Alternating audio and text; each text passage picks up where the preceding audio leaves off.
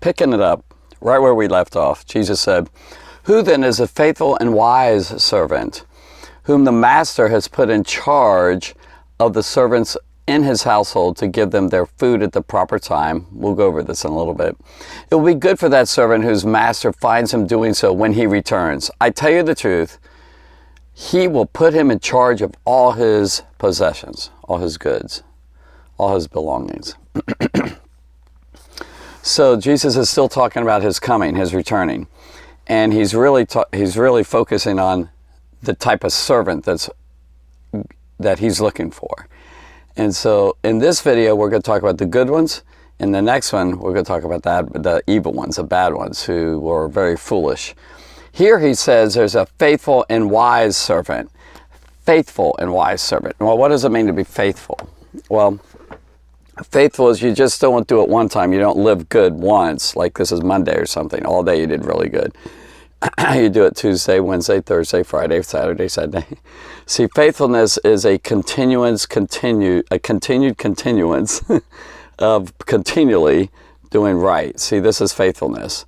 You live right, you live right. Now, do you make mistakes here and there? Yeah, and you ask for forgiveness and all. But the point is that as a rule, as a whole, you're faithful. You just keep going on and on and on and on. That's faithfulness, on and on. God is very faithful to us. No one's more faithful than God to us. We may fail and be unfaithful here and there to him. Maybe this is a time you blow it, or here's a time, or down here, those circles. But faithfulness is just, I'm going to continue trying. I'm not going to give up. That's faithfulness, not giving up. And so you just go on and on and on and on until the time Jesus returns. So you live and live right continually until Christ comes back, or until you die. See, this is faithfulness right here. An unfaithful one doesn't have this type of lifestyle. They don't live faithfully towards him. You know, it's like unfaithfulness is like if you're married to someone and then you go ahead and give yourself to someone else in secret or whatever, and you're not faithful to your wife, or you're not faithful to your husband. Not good. That's not faithfulness. You're being faithful. You're loyal is the feeling of this. So it's just day after day, hour after hour, we should be living for Christ. That's the type of servants we should be. So again, Jesus said, "Who is a faithful and wise servant?" So here we go. We have faithful and wise. This is all and still all in answer to still the questions of what Jesus said to them about future being told. They asked him, when will these things happen? What is the sign of return and end of age? And so he's really talking about like his return and what he's looking for. He's looking for a faithful and wise servant. Wise means you don't want to live wrong to displease him. You don't want to kind of blow it for yourself if you start living wrong and you're acting bad and you're treating others poorly and all that. No, God's looking for things like this. Watching, he says this several times, preparing yourself, being and staying ready, and you're living for Jesus. This is a faithful and wise person, a person who watches. You're kind of waiting for a Christ, and you're watching for him.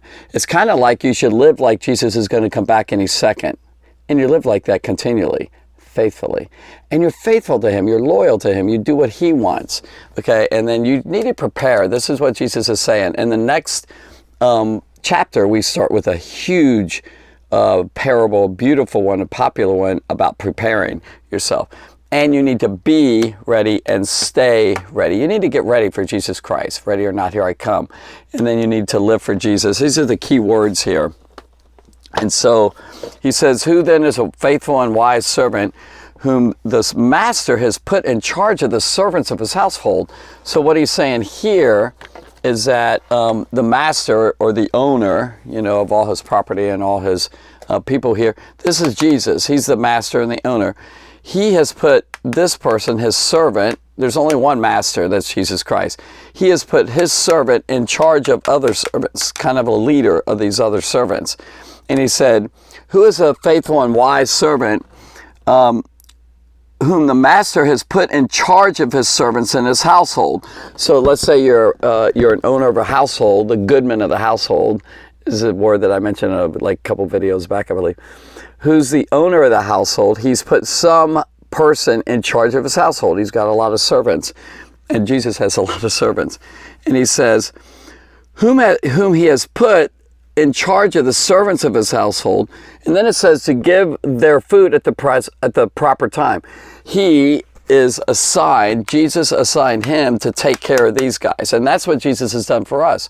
We have people in our lives that we're supposed to take care of. And what he's supposed to do is make sure they have all their food and they're provided for. That's how Christians ought to live. We ought to live to help others. That's the way to serve Jesus. You want to serve Jesus, serve others. You're serving others, you're doing it for Jesus. Okay?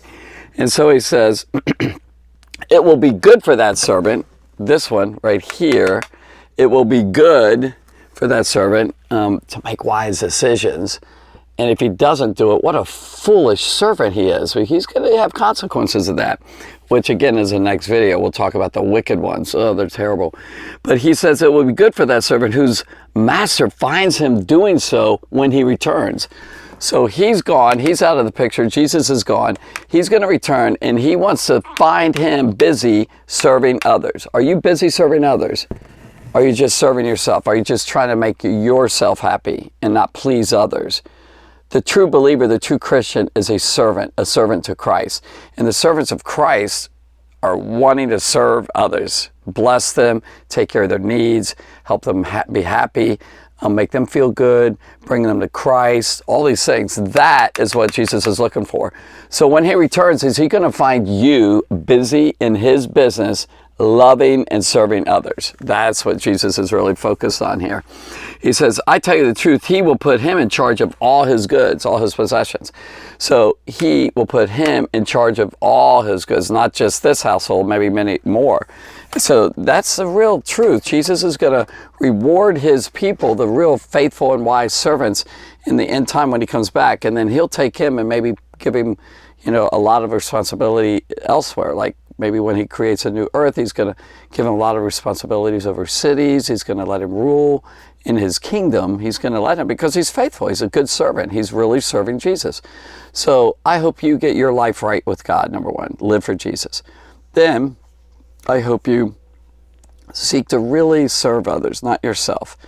And also you're going to take care of them. That's why I said give their food in at the proper time. You're going to take care of. God's going to help you to bless them in their lives. That's the idea. So you want to be a blessing to others.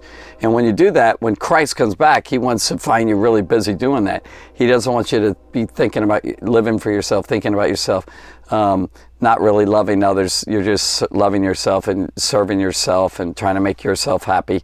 Are you a servant of Christ? And are you faithful?